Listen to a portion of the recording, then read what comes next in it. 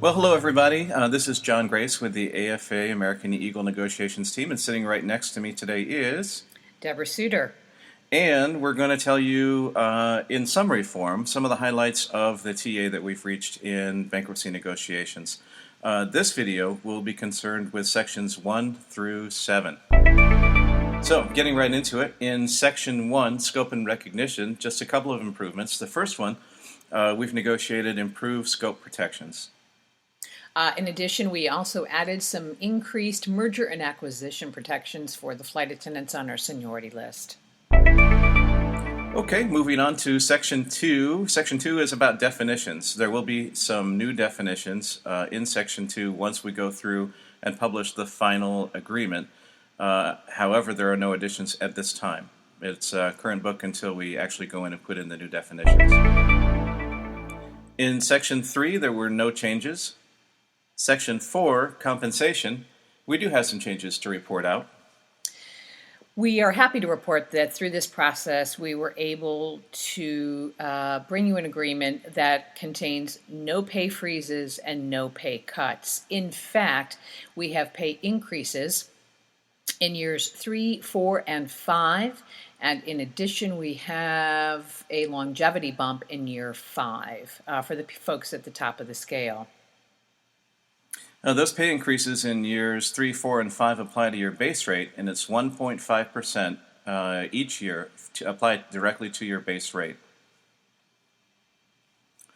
Also, in Section 4, part of the concession package was to decrease deadheading pay from 75% currently to 50% in the future. We do have a pretty nice perk, though, to report back. This is something that was brought to us time and again by our reserve flight attendants. Deb?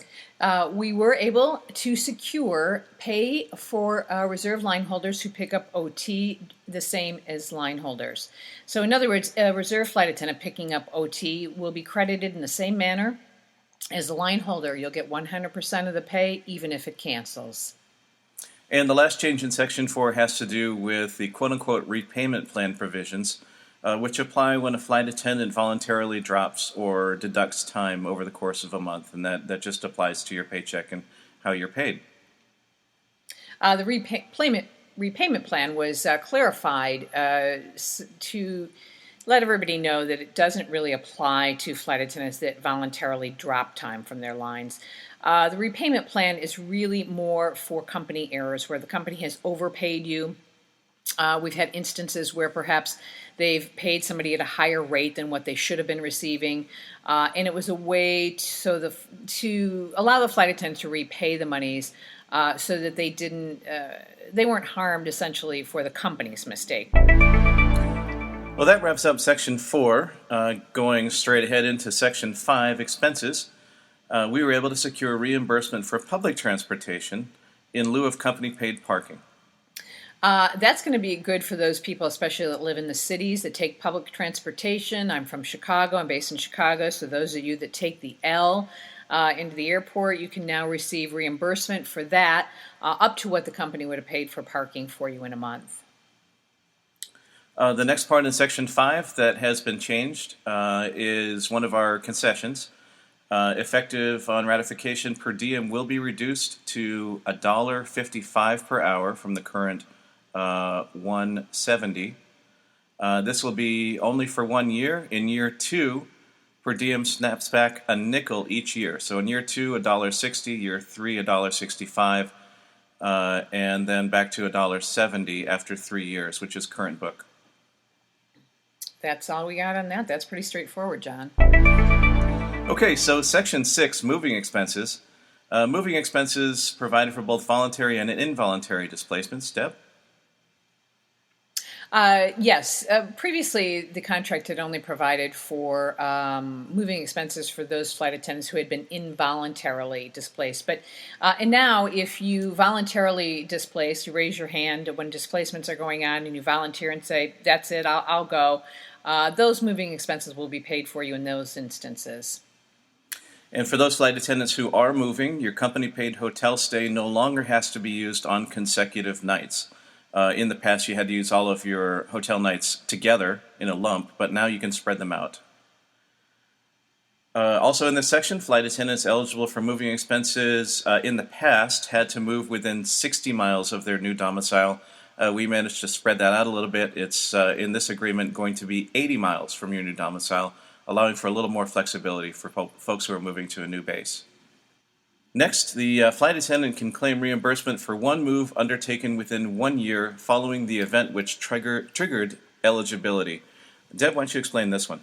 Well, in other words, if you were, let's say, displaced, and using some of the recent examples we had, let's say you were displaced out of San Juan to Chicago, but within 3 months of going to Chicago, you then transferred to New York. Previously, you could only use the moving expenses to go to Chicago, but now in a way that we've crafted this new language, so long as the move is made within 1 year, you could still claim moving expenses to move to New York. Okay, moving on to Section 7, Hours of Service. Our first change in this section is part of the concessionary package. And what we have agreed to do is to waive our Me Too on pilot rest. As many of you know, there is a new pilot rest FAR that's on the horizon that'll be coming to an airline near you. And we have, in order to reach our $9.2 million target, we decided to eliminate the Me Too, and in the process, we captured the current pilot FAR rest protections. That's right, John. And I think it's noteworthy that today we are co-paired with the pilots. So we're co-sequenced. We're on the same sequences. And as far as we know, the company has no future plans to change that practice of scheduling. Okay, and the next section, or next part of our hours of service is we have clarified the waiver of a calendar day off when picking up OT to include a 24-hour period. So for those of you who pick up a lot of OT and you like to, jam it all together and do 6 days in a row, I know I've done that from time to time. The calendar day now has been clarified for OT purposes only as being 24 hours if you choose. Yeah, John, there was a lot of confusion about when you pick the time that you picked up the OT. So what we've done is clarified that if the OT was picked up before the bids close, then you are not necessarily considered to have waived your right to a calendar day off for those trips that traverse 2 months. So in other words, if it goes from the current month into the next month, and you've picked up the open time before the bids closed, that isn't necessarily consenting to waive your right to the calendar day off in the new month. However, if you pick up the time after the bids closed and you knew what your schedule was for the following month, then you will be considered to have waived your right to the calendar day off and receive only the 24-hour duty period in those instances.